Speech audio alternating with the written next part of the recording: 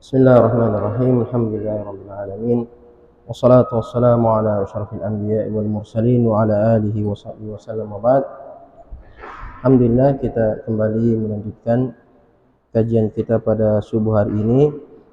Lanjutan pembahasan kitab Subulus Salam Syarh Bulughul Maram karya Imam San'ani rahimallahu taala rahmatan wasi'ah. Kita masih pembahasan kitab shalah, bab salatil musafiri wal marid. Hadis-hadis tentang salat seorang musafir atau orang yang sedang sakit. Bagaimana tata cara salatnya, keringanan-keringanan yang diberikan bagi dua golongan ini. Hadis yang pertama dan yang kedua itu kita sudah jelaskan tentang hukumnya salat atau mengqasar salat bagi orang yang sedang musafir. Ya. Ada dua hadis Aisyah di sini yang sepertinya bertolak belakang, bertentangan.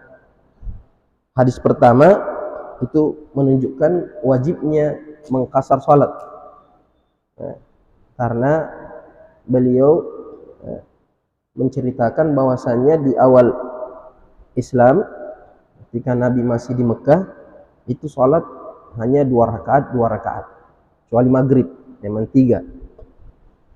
Setelah Nabi hijrah itu atau setelah Isra Mi'raj, setelah turun kewajiban salat, itu salat disempurnakan. Bagi yang hadir, yang tidak musafir, digenapkan salat duhur, asar dan isyanya, dijadikan 4-4-4. Kemudian ketika musafir ditetapkan, artinya tidak ditambah. Tidak ditambah artinya duhur tetap 2, asar tetap 2, maghrib tetap 2. Ini menunjukkan bahwa asalnya jumlah rakaat orang musafir itu memang hanya 2, tidak boleh ditambah. Sedangkan hadis yang kedua menunjukkan bahwasanya Nabi kadang mengqasar, kadang itmam. Hadisnya Aisyah, riwayat yang kedua ini mengatakan Nabi SAW ketika musafir kadang menyempurnakan salatnya, kadang mengqasar salatnya.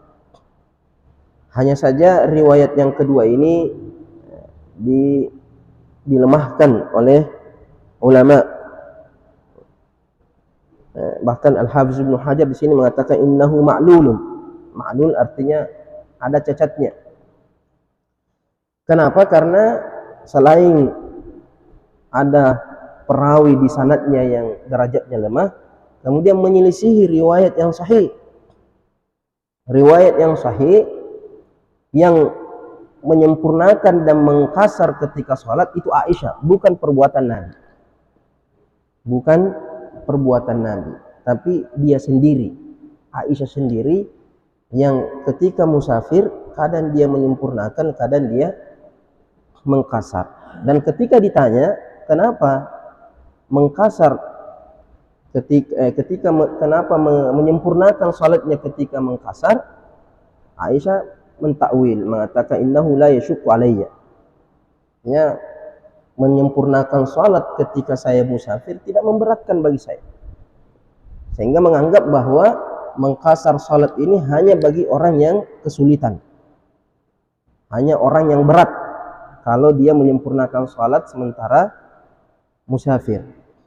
Tapi kalau perjalanannya ringan, perjalanannya santai, tidak terburu-buru, maka Aisyah menganggap bahwa sebaiknya disempurnakan. Sebagaimana juga Utsman bin Affan. Utsman bin Affan di awal khilafahnya ketika beliau memimpin salat di Mina ketika musim haji, awal-awal khilafahnya beliau mengqasar 2 rakaat. Duhur 2 rakaat, asar 2 rakaat, isya 2 rakaat. Tapi di akhir-akhir khilafahnya beliau menyempurnakan. Padahal dia di Mina 4-4-4. Ya. Sebagian ulama mengatakan, ini juga Utsman juga mentakwil. Mentakwil artinya menganggap bahwa mengkasar itu hanya bagi orang yang sulit, ya, bagi orang yang berat apabila menyempurnakan sholatnya. Tapi jumhur sahabat selain Aisyah dan selain Utsman semuanya mengkasar sholatnya ketika musafir. Kenapa? Karena pertama, selain riwayatnya Aisyah bahwa hukum asalnya sholat atau jumlah rakaat sholat musafir itu memang cuma dua. Kemudian yang kedua, Nabi tidak pernah didapatkan menyempurnakan sholat ketika musafir. Ya, tidak ada riwayat yang sahih yang sampai kepada kita bahwasanya pernah Nabi menyempurnakan sholatnya ketika musafir. Ya. Makanya sahabat ketika melihat Aisyah menyempurnakan sholatnya mengingkari. Seandainya mengkasar atau menyempurnakan sholat ketika bepergian jauh ini suatu yang biasa, suatu yang lumrah di masa Nabi, tidak mungkin diingkari. Ya. Begitu juga dengan Abdullah bin Mas'ud ketika sholat di belakang Utsman sebagai khalifah, ya, setelah sholat dia mengatakan, andai saja 2 rakaat tambahan ini diterima, semoga 2 rakaat ini diterima. Kenapa? Karena di masa Nabi sholat di Mina cuma 2 rakaat. Abu Bakar Siddiq sholat di Mina cuma 2 rakaat. Umar bin Khattab sholat di Mina juga cuma 2 rakaat. Utsman di awal khilafahnya juga cuma 2 rakaat. Kenapa tiba-tiba ditambah menjadi 4 rakaat? Ini menunjukkan pengingkaran Ibnu Mas'ud terhadap perbuatan Khalifah Utsman bin Affan yang menyempurnakan salatnya itu bukan sesuatu yang lumrah, bukan sesuatu yang biasa, sehingga Ibnu Mas'ud mengingkari. Bahkan Ibnu Mas'ud ragu apakah salatnya diterima atau tidak. Tapi ketika ditanya, kenapa kamu salat di belakangnya Utsman kalau kau menganggap bahwa tidak sah salatnya orang yang menyempurnakan salat ketika musafir? Utsman mengatakan apa? Al-khilafu syarrun. Perselisihan itu buruk. Sekalipun berbeda pendapat, sekalipun Utsman pendapatnya lain, Ibnu Mas'ud pendapatnya lain, tapi Ibnu Mas'ud tidak mau salat sendiri, tidak mau berpisah dari penguasa, pemimpin. Kenapa? Karena akan menimbulkan perselisihan, akan menimbulkan perpecahan, dan perpecahan itu lebih buruk daripada meninggalkan satu pendapat yang kita anggap lebih kuat. Jadi meninggalkan pendapat yang kita anggap lebih kuat itu lebih ringan daripada menimbulkan perpecahan, perselisihan, permasalahan di tengah umat. Kemudian kita pindah hadis selanjutnya, hadis Ibnu Umar. Qala Al-Hafidz Ibnu Hajar di matanya dulu, katakan wa an Ibnu Umar, dan diriwayatkan dari Ibnu Umar, qala, beliau berkata, qala Rasulullah sallallahu alaihi wasallam, Rasulullah sallallahu alaihi wasallam bersabda, Inna Allah Ta'ala yuhibbu ayyu'ta rukhasahu. Sesungguhnya Allah senang, mencintai antu'ta rukhasahu, untuk diambil keringanannya. Di Allah senang apabila hamba-hambanya itu mengambil keringanan yang Allah berikan. Ya. Kenapa? Karena Allah tidak ingin membebani umatnya. Allah tidak ingin membebani hamba-hambanya. Jadi syariat ini diturunkan bukan untuk membebani. Wa ma ja'ala 'alaikum fid dini min haraj. Dan tidaklah Allah menjadikan bagi kalian agama ini suatu beban, satu kesulitan. Sehingga ketika Allah melihat hambanya kesulitan dalam suatu masalah, dalam suatu hukum, ketika kondisi-kondisi tertentu, Allah memberikan keringanan. Ketika seorang hamba mengambil keringanan yang Allah berikan, itu Allah senang. Jadi jangan menganggap bahwa kalau kita mengambil keringanan berarti Allah tidak senang dengan kita, tidak. Innallaha ta'ala yuhibbu an tu'ta rukhasahu kama yakrahu an tu'ta maksiyatahu. Senang ketika diambil keringanannya, sebagaimana Allah membenci ketika dilakukan maksiat kepadanya, apabila dilakukan maksiat kepadanya.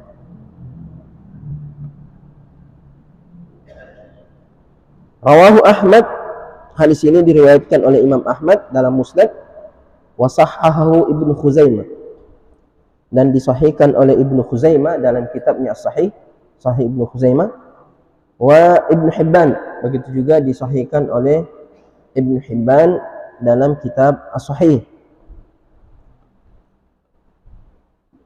Wa fi riwayat, di riwayat yang lain,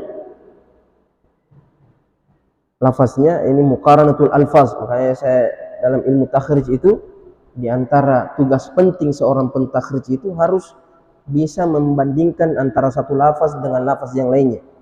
Namanya muqaranatul alfaz.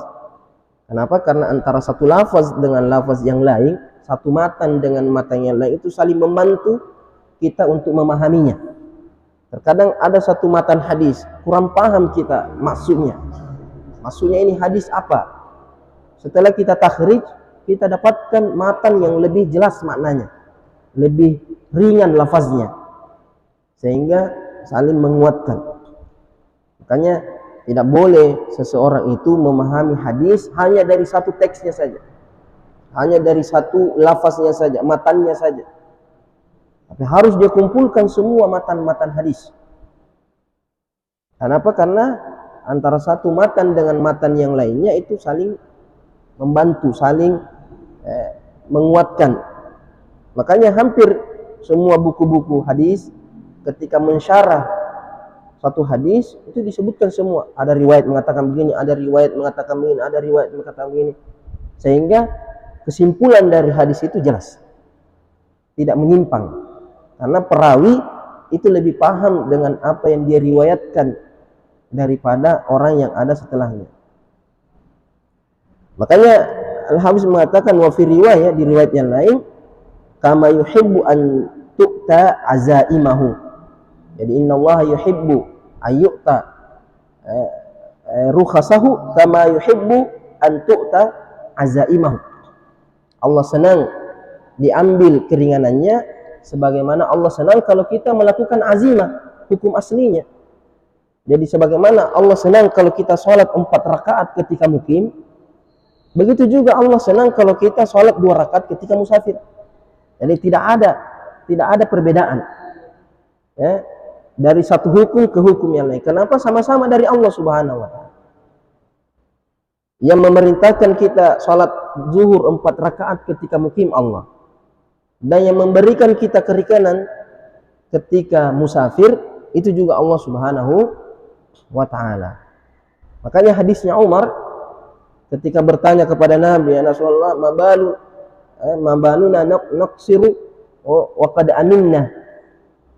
Kenapa kita mengkasar salat padahal sudah aman? Ya. Kenapa? Karena asalnya mengkasar salat itu ketika dalam keadaan khauf. Di masa Nabi, di masa peperangan, Allah mensyariatkan mengkasar salat. Ya. Mensyariatkan mengkasar salat. Tapi setelah aman, sudah tidak ada lagi musuh yang ditakuti, kenapa masih disyariatkan mengkasar salat? Apa kata Rasulullah? Tilka sadaqatun tasaddaqallahu biha alaik.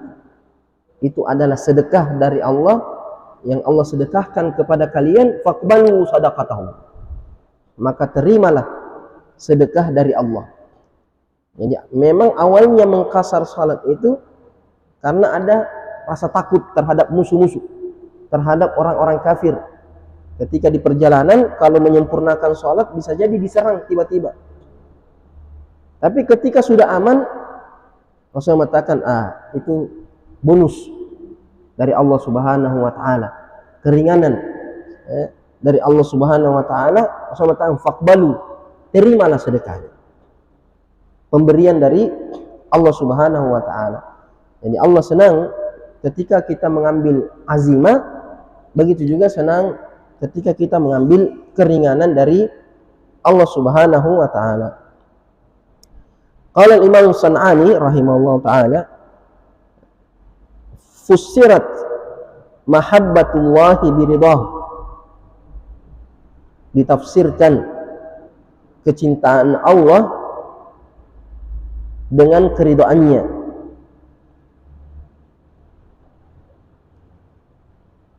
Wa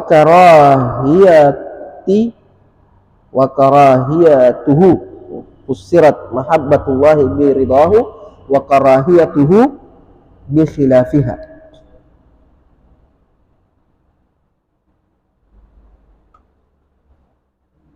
Jadi cintanya Allah ditafsirkan sebagai keridhaannya Allah, dan kebenciannya Allah ditafsirkan dengan ketidakridhaannya Allah. Wa karahiyatuhu ay fussirat karahiyatuhu bi khilafiha ay bi khilafi ar-ridha atau bi khilafil mahabbah.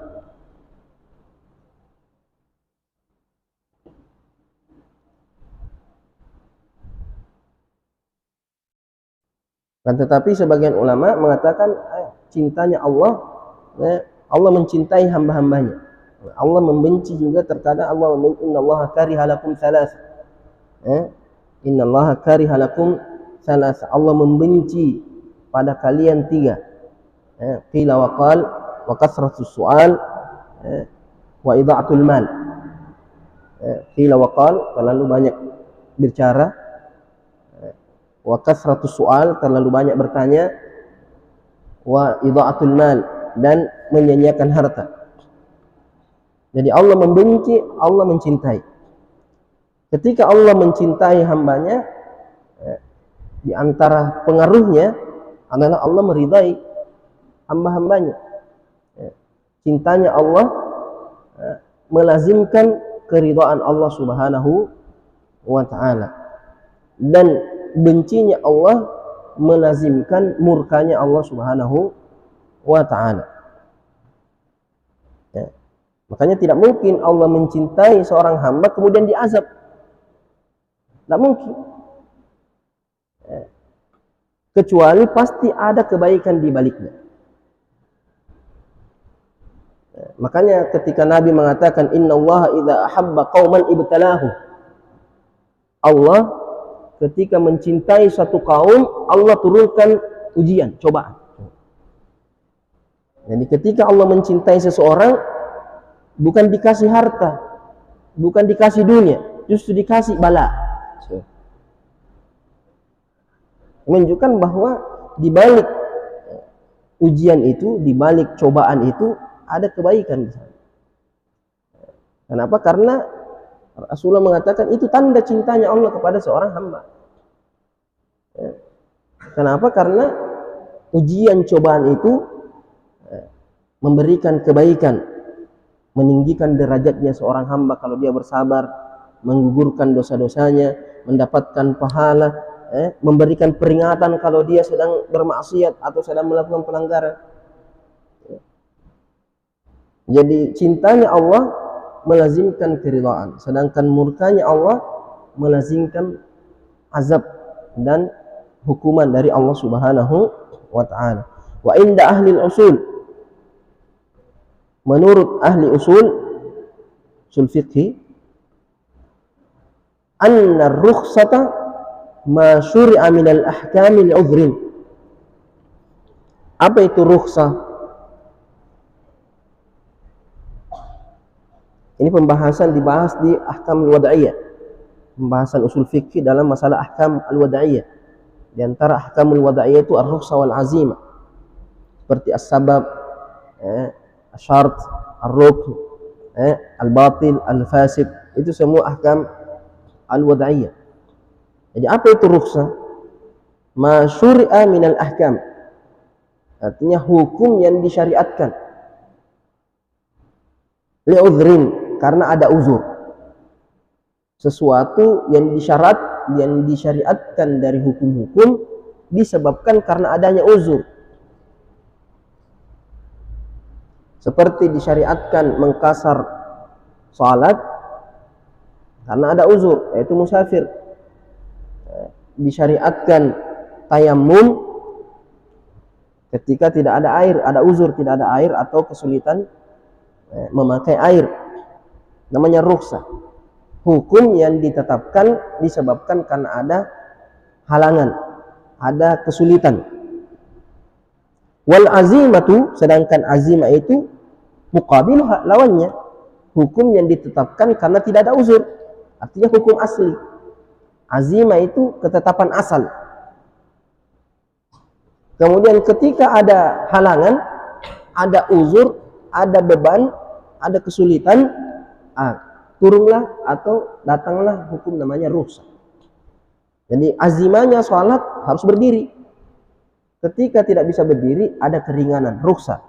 Jadi kapan boleh sholat? Ketika sholat duduk.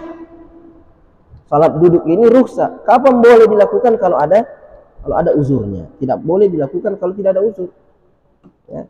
Jadi rukhsah itu hukum yang hanya boleh dilakukan ketika ada uzur. Sedangkan azimah hukum yang dilakukan tanpa ada uzur. Wal muradu biha, yang dimaksud dengan rukhsah ini, keringanan ini, apa maksudnya itu rukhsah? Huna, di sini, di sini Rasul mengatakan apa? Innallaha yuhibbu an tu'ta rukhasahu. Allah senang ketika dilakukan atau diambil keringanannya. Apa maksudnya rukhsah dalam hadis ini? Ma sahhalahu li'ibadihi. Ma sahhalahu li'ibadihi. Apa yang Allah ringankan untuk hamba-hambanya. Jadi Allah senang ketika seorang hamba mengambil keringanan-keringanan yang Allah berikan kepada hamba-hambanya. Wa wassa'ahu 'inda syiddati, dan dilonggarkan ketika terdesak, dilonggarkan ketika kesulitan.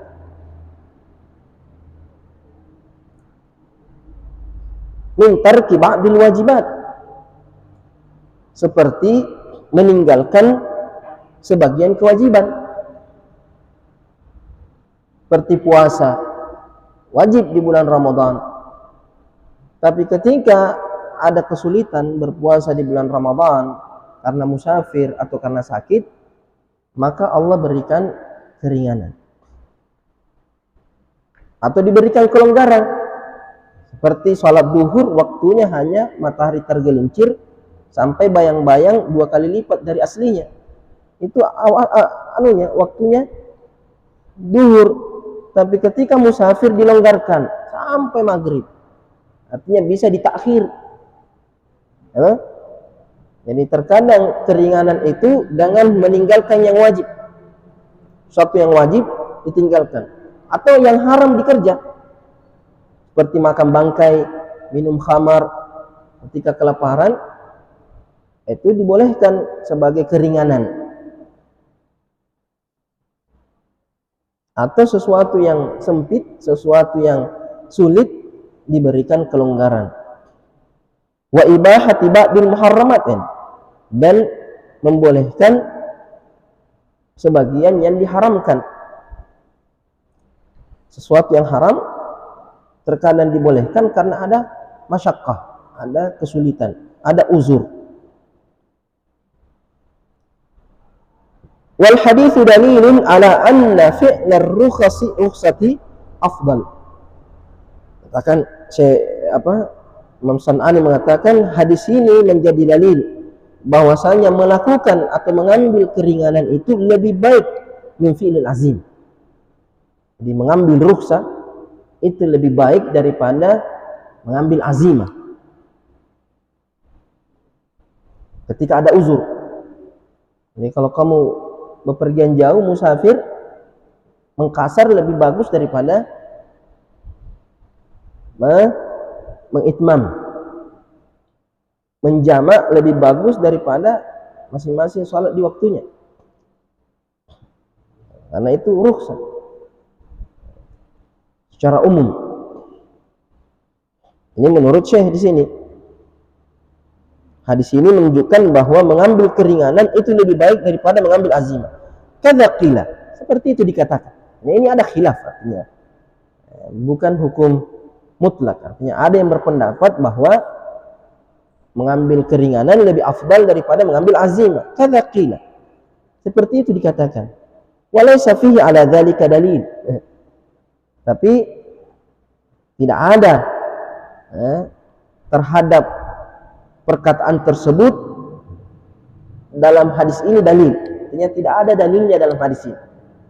Jadi ada yang mengatakan bahwa dalil ini menunjukkan bahwa mengambil keringanan lebih afdal daripada mengambil azimah. Begitu katanya. Tapi setelah diperiksa atau kalau kita mau meneliti katanya tidak ada dalilnya di sini. Hadis ini tidak menunjukkan hal itu. Hadis ini tidak menunjukkan bahwa mengambil keringanan rukhsah lebih afdal daripada mengambil azimah. Kalau kita tinjau dari hadis ini, apa alasannya? Bal yadullu ala musawatiha lil azimah. Hadis ini hanya menunjukkan sama. Karena pakai kama gitu. Seandainya mengatakan innallaha atau akhir rukhsati afdal indallah ahabbu ilallah, itu baru kalau pakai kata ahabbu. Tapi di sini cuma mengatakan Allah mencintai orang yang mengambil keringanan sama seperti mengambil azimah. Berarti di sini kedudukannya sama, bukan lebih afdal. Nah, jadi hadis ini tidak menunjukkan bahwa mengambil keringanan lebih afdal daripada mengambil azimah. Yang ada hanya menunjukkan kesamaan, musawah. Wali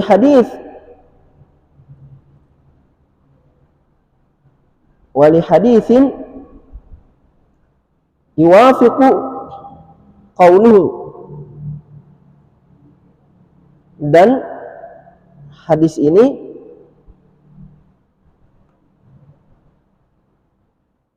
wali hadithin atau apa,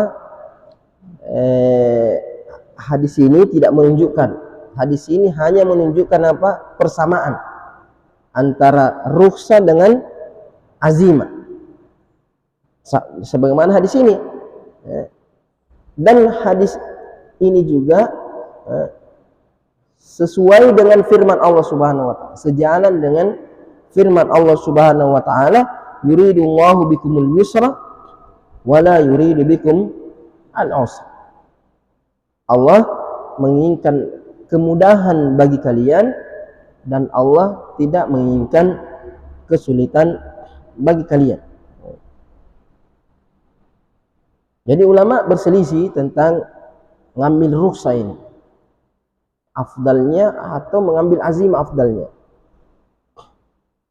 Jadi sebagian ulama terkhusus Syafi'iyah mengatakan mengambil rukhsah itu ada tingkatannya. Tidak selamanya sama, ada tingkatannya. Kadang mengambil rukhsah itu wajib. Contohnya ketika kalau kamu tidak makan itu bangkai, mati kamu. Tidak ada lagi makanan, kamu kelaparan. Bilang ada bangkai ini. Nah, tidak, saya mau ambil azimah. Mati kok. Tidak, kau bunuh diri namanya itu. Maka di sini mengambil rukhsah hukumnya wajib. Karena kau mati kalau tidak makan itu. Kamu binasa kalau kamu tidak makan. Kemudian terkadang afdal, lebih bagus, sunnahkan mengambil rukhsah, maka lebih afdal. Itu ketika ada masyaqqah, ketika ada beban. Kalau kamu tidak ambil itu keringanan, kamu tidak mati tapi kesulitan atau mempersulit orang lain. Makanya ketika Nabi SAW melihat sahabatnya, dia berpuasa ketika bepergian jauh. Dia paksa dirinya puasa sampai digotong dia, tidak bisa lagi jalan. Dikipas-kipas, mau pingsan. Akhirnya apa Rasul mengatakan? Laisa minal birri asyamu fis safar. Laisa minal birri asyamu fis safar. bukan suatu kebaikan berpuasa ketika bepergian jauh. Ini bukan berarti tidak boleh. Tapi Nabi mengucapkan ini karena keadaan orang ini sudah menyiksa dirinya dan menyulitkan orang lain. Kita sudah mau berangkat, dia lagi yang diopname, dia lagi yang diurus karena puasa, tidak bisa jalan, tidak bisa. Batalkan saya puasamu. Kamu musafir, tidak mau ke puasa. Saya sudah tidak. Ini sudah keringanan namanya. Kenapa? Karena Nabi sendiri puasa ketika musafir. Artinya Nabi terkadang puasa ketika bepergian jauh. Sahabat juga banyak yang berpuasa ketika bepergian jauh.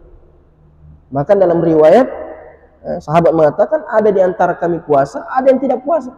Yang puasa tidak menyalahkan yang tidak puasa, yang tidak puasa tidak menyalahkan yang puasa. Artinya di sini kembali kepada keadaan. Makanya yang ketiga tadi, yang pertama wajib, yang kedua afdalnya mengambil rukhsah. Terkadang ada khilaful aula. Terkadang mengambil rukhsah itu menyelisihi yang lebih baik. Itu ketika tidak ada beban. Artinya seumpamanya kalau di bulan Ramadan kamu musafir dekat di Makassar, kemudian perjalanan juga tidak terlalu sulit, kamu berangkat setelah sholat subuh, sampai di sana masih pagi belum panas, atau kamu berangkat sore sampai di sana sudah buka puasa, boleh tidak puasa, boleh, tapi sebaiknya puasa saja karena tidak menyulitkan. Karena puasa di luar bulan Ramadan itu lebih berat daripada puasa di dalam bulan Ramadan. Bayangkan kalau kamu puasa sendiri, orang tidak ada yang puasa, kamu puasa sendiri, kan berat. Makanya Nabi itu terkadang puasa ketika sedang musafir. Kenapa? Karena merasa bahwa puasa ini tidak memberatkan, tidak membebani. Jadi mengambil rukhsah disesuaikan dengan kondisi, disesuaikan dengan keadaan, disesuaikan keadaan. Kecuali mengkasar salat ini, mengkasar salat dan menjama, karena Nabi sama sekali tidak pernah mengkasar, tidak pernah mengitmam salatnya. Nabi tidak pernah mengitmam, menunjukkan bahwa afdalnya salat itu dikasar dalam berbagai keadaan, dalam berbagai keadaan. Kenapa? Karena Nabi tidak pernah mengitmam. Padahal Nabi di Mina kan tidak siam, cuma menunaikan ibadah haji saja. Apalagi di masa Nabi tidak sama seperti sekarang. Menunaikan ibadah haji di masa Nabi tidak seperti di masa sekarang, sulitnya. Tapi Nabi tetap mengkasar salatnya, bahkan menjamak salatnya. Adapun puasa itu disesuaikan kondisi, Begitu juga dengan keringanan yang lainnya, seperti tayamum. Kalau sakit harus dilihat kondisinya, ini memberatkan atau tidak. Sama seperti wanita hamil menyusui. Ini banyak juga ini wanita hamil menyusui ini terkadang baru hamil berapa bulan atau banyak di air susunya, tapi nggak usah puasa. Padahal dia sanggup untuk puasa. Makanya wanita hamil menyusui harus ambil rekomendasi dari bidannya, dari dokternya. Kalau dokternya mengatakan tidak bisa, kalau kamu puasa akan membahayakan dirimu atau membahayakan anakmu atau janinmu, baru dia mengambil rukhsah. Tapi kalau dia saja malas, banyak begitu malas, saya tinggal bayar saja fidyah, selesai. Ini tidak boleh ini. Kenapa? Karena dia mampu. Dia mampu untuk puasa, kemudian dia tidak puasa. Nah ini keringanan. Keringanan itu kalau ada uzur. Ini tidak ada uzur, tidak ada uzur. Atau minimal khilaful aula, saya bilang minimal itu khilaful aula. Sebaiknya dia berpuasa, tapi dia tidak mau puasa karena malas, bukan karena janinnya, bukan karena fisiknya. Tapi maka puasa hamil boleh tidak puasa? Saya bilang boleh kalau membahayakan. Hanya harus minta rekomendasi dari bidannya. Kalau bidannya menyatakan sebaiknya jangan puasa, jangan puasa.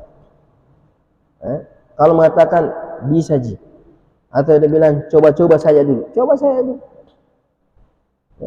Kalau memang satu hari kewalahan, langsung cepat pergi minum. Tapi kalau belum dicoba-coba atau belum ada rekomendasi, ya ini minimal menyelisihi yang sebaiknya atau yang lebih baik. Insyaallah nanti pertemuan berikutnya kita lihat ini jarak mengkasar atau jarak menjamak sholat. Kapan seseorang itu dikatakan musafir sehingga boleh mengkasar sholatnya? Ada pertanyaan? Oh, saya kira ada pertanyaan. Tanyalah. Ayolah. Bismillahirrahmanirrahim. Alhamdulillahirabbil alamin wassalatu wassalamu ala Muhammadin wa alihi wasallam. Allahumma 'allimna ma yanfa'una wanfa'na ma 'allamtana Allahumma rabbi zidna 'ilma.